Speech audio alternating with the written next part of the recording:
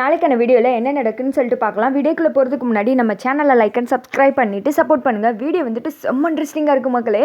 First சீனில் வந்துட்டு தீபா தப்பிச்சு ஓடி வந்து ஒரு ஆட்டோவில் ஏறி மண்டபத்துக்கு வந்துட்டு இருக்க மாதிரி காமிச்சிட்ருக்காங்க. சேம் இந்த சைடு வந்துட்டு அபிராமி வந்து கெஸ்ட்டு ஒருத்தவங்க கூட பேசிகிட்டு இருக்காங்க.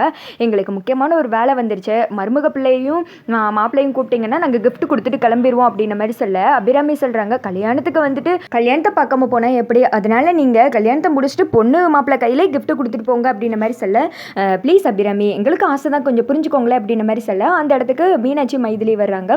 நீங்கள் போய் தீபாவை வந்துட்டு வர சொல்கிறீங்களா, கிஃப்ட் கொடுக்கணும்னு சொல்லி கூப்பிடுங்க அப்படின்ற மாதிரி சொல்ல, இவங்க 2 பேர் வந்துட்டு போகிறாங்க.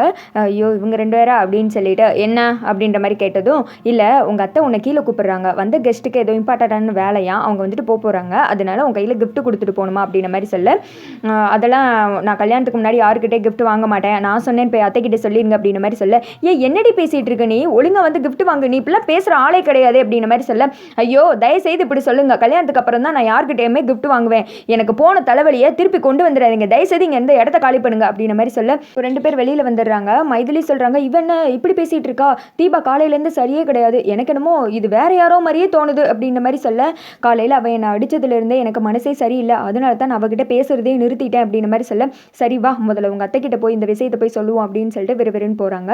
அவள் கல்யாணத்துக்கு முன்னாடி யாருக்கிட்டே கிஃப்ட் வாங்க மாட்டாளாம் அப்படின்ற மாதிரி சொல்ல, அங்கிட்டு வந்துட்டு ஆனந்த கூப்பிட்டு கார்த்தியை வர சொல்கிறாங்க. கார்த்தி வந்ததுமே அந்த கிஃப்ட்டை கொடுத்துற கார்த்தியை வந்துட்டு கிளம்பிடுறாங்க.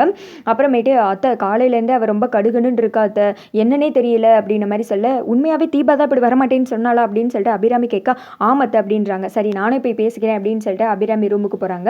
அத்தை அப்படின்னு சொல்லிட்டு தீபா எழுந்து நிற்கிறாங்க. என்ன நீ கிஃப்ட் வாங்க வரமாட்டேன்னு சொன்னியாமே, ஏமா அவங்க நம்ம கெஸ்ட்டு தானே அப்படின்ற மாதிரி சொல்ல, இல்லைத்த கல்யாணத்துக்கு முன்னாடி எனக்கு யாரையுமே பார்க்க விருப்பம் இல்லை, அதுவும் இல்லாமல் ஒரு மாதிரி இருந்துச்சு, அதனால தான் அப்படின்ற மாதிரி சொல்ல, சரிம்மா அப்படின்னு சொல்லிட்டு அபிராமி கிளம்பிடுறாங்க. இவங்க எரிச்சல் வேற தாங்க முடியல அப்படின்னு சொல்லிட்டு ரியா உட்காந்து புலம்பிட்டு இருக்காங்க. அடுத்த சைடு தீபாவை காமிச்சிட்டு இருக்காங்க. அண்ணே ப்ளீஸ் கொஞ்சம் வேமா போங்கண்ணே, டைம் இல்லைனே அப்படின்னு சொல்லிட்டு இருக்க, வேமாதாம்மா நான் போய்கிட்டு இருக்கேன் அப்படின்னு சொல்லிட்டு ஆட்டோக்காரர் ஃபாஸ்ட்டாக வந்துட்டு இருக்க மாதிரி காமிக்கிறாங்க. மண்டபத்தில் தான் காமிச்சிட்டு இருக்காங்க. அம்பிகா மேம் வந்துட்டு காரில் வந்து இறங்க, அவங்க அசிஸ்டன்ட் வந்துட்டு பக்கத்தில் நிற்கிறாங்க. இப்போ கொடை பிடிக்கலாம், நைட்டு கொடை பிடிச்சேன், இப்போ வெயில் வந்துட்டு கொளுத்துக்கிட்டு அடிக்குதுல அப்படின்ற மாதிரி சொல்ல, ஐயோ மன்னிச்சு மேம் அப்படின்ற மாதிரி சொன்னதும், வா உன்னெல்லாம் இப்படி சட்டையை போட சொல்லலை, நார்மல் சட்டை தானே போட சொன்னேன், மினுக்குன்னு வந்திருக்க அப்படின்ற மாதிரி சொல்லிட்டு அம்பிகா மேம் வேறு காமெடி பண்ணிட்டு உள்ளே கூட்டு போகிறாங்க. அப்போ வந்துட்டு அபிராமி இருக்காங்க.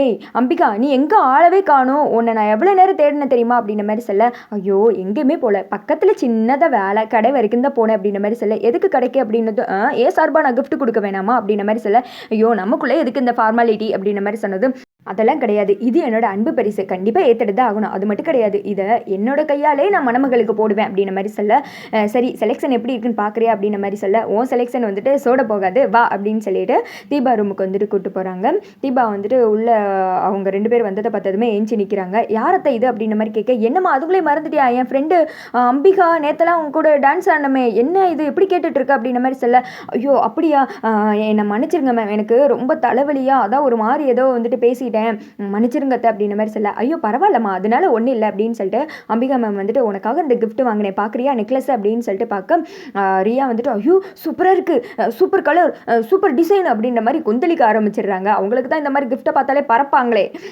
இதை வந்துட்டு நானே உன் கழுத்தில் போட்டு விட போகிறேன் அப்படின்ற மாதிரி சொல்ல, அதெல்லாம் வேணாம் ஆண்டி நானே போட்டுக்கிறேன், இருக்கட்டும் நானே போடுறேன் அப்படின்ற மாதிரி சொல்ல, நான் தான் உன் கழுத்தில் போடுவேன் அப்படின்ற மாதிரி சொல்லுது. ஐயோ இவங்க வேற சிப்பை பார்த்தா பிரச்சனையாயிருமே அப்படின்னு சொல்லிட்டு ரியாவும் எவ்வளவோ சமாளிக்க பார்க்குறாங்க. நான் தான் கண்டிப்பாக போடுவேன்னதும் அபிராமி வந்துட்டு சொல்கிறாங்க, அவங்க தான் போடுறேன்னு சொல்கிறாங்களம்மா கழுத்தை காமி அப்படின்னதும், என்ன தான் பண்ணுறது, சரி காமிச்சு தொலைவோம் அப்படின்னு சொல்லிட்டு கழுத்தில் வந்துட்டு காமிக்கிறாங்க. பார்த்தா அந்த சிப்பு வச்சு இந்த இடத்த வந்துட்டு ஏதோ வச்சு மறைச்சி வச்சுருப்பாங்க போல். அதை பார்த்ததுமே இது என்ன கழுத்தில் ஒரு மாதிரி சொங்குன்னு இருக்குது அப்படின்ற மாதிரி சொல்ல, அது ஒன்றும் இல்லை மேக்கப் போட்டவங்க சரியாக போட்டிருக்க மாட்டாங்க, அதான் வேர்த்து ஒரு மாதிரி திட்டு ஆயிடுச்சு அப்படின்ற மாதிரி சொல்ல, கல்யாண பொண்ணுக்கு இப்படியா மேக்கப் போடுவாங்க, அது இல்லாமல் ஏசி ரூமில் வேர்க்குதா, எனக்கு ஒன்றுமே புரியலையே, ரொம்ப அசிங்கமாக இருக்குமா, வா நான் சரி பண்ணுறேன் அப்படின்ற மாதிரி சொல்ல, அதெல்லாம் வேணாம் அப்படின்றாங்க, மேக்கப் தப்பாக போட்டாங்க, எனக்கு இது சுத்தமாக பிடிக்கல, அவங்கள வர சொல்லி ஒழுங்கா போட சொல்லி அப்படின்ற மாதிரி சொல்ல, ஐயோ இருக்கட்டும் பின்னாடி தானே அது ஒன்றும் தெரியாது, கல்யாணத்துக்கு இன்னும் கொஞ்சம் நேரம் தானே இருக்குது, அதெல்லாம் நான் அட்ஜஸ்ட் பண்ணிக்கிறேன் அப்படின்ற மாதிரி சொல்ல, நீங்கள் போங்க அப்படின்னு சொல்லிட்டு போங்கன்னு 2 பேரை விரட்டி வெளியில் அமைச்சிரு, இந்த பிள்ளை என்ன நம்மளை போண்டுது அப்படின்ற மாதிரி அம்பிகா மேம் வந்து வெளியில் முடிச்சுக்கிட்டு இருக்காங்க.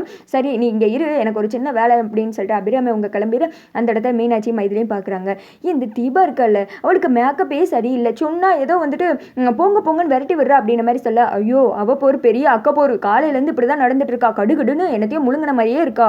வர வர இவன் நம்ம தீபாவான்னு எங்களுக்கே சந்தேகமாக இருக்குது அப்படின்ற மாதிரி மீனாட்சியையும் மைதிலையும் வந்துட்டு மாற்றி சொல்லிட்டு இருக்காங்க. அது இல்லாமல் மீனாட்சி சொல்கிறாங்க, எனக்கு கண்ணத்தில் வேற அடிச்சிட்டா தெரியுமா அப்படின்ற மாதிரி சொன்னதும் என்னதும் அடிக்கவே செஞ்சுட்டாளா, சம்திங் ராங், இவங்களுக்கு டவுட்டு எனக்கு டவுட், இதில் ஏதோ இருக்குது கண்டுபிடிக்கணும் அப்படின்னு சொல்லிட்டு அம்பிகா மேம் முடிச்சுட்டு இருக்காங்க. அடுத்து கார்த்தியோட அப்பா வெளியில் வராங்க. ஆனந்த் இங்கே பாருங்கள் எல்லாத்துக்கும் வந்துட்டு சரியாக இருக்கான்னு பார்த்துட்டிங்களா, கேட்ரிங் எல்லாம் ஓகேவா, பொண்ணு மாப்பிளைக்கு எந்த பிரச்சனையும் இருக்காதுல்ல அப்படின்ற மாதிரி சொல்லிட்டு இருக்கேன். எல்லாம் ஓகேவா இருக்குது, எல்லாரும் சாப்பிட்டு வாழ்த்து தான் போகிறாங்க. மாமா எல்லாத்தையும் நாங்கள் பார்த்துக்குறோம், நீங்கள் போங்க அப்படின்ற மாதிரி சொல்ல அருண் சொல்கிறாங்க, அதான் உங்கள் மருமகளே சொல்லிட்டாங்கல்ல, ஐஸ்வர்யா சொல்கிறதெல்லாம் அதிசயம் அப்படின்ற மாதிரி சொல்லி இவங்க கிண்டல் பண்ணி சிரிச்சிட்டு இருக்காங்க.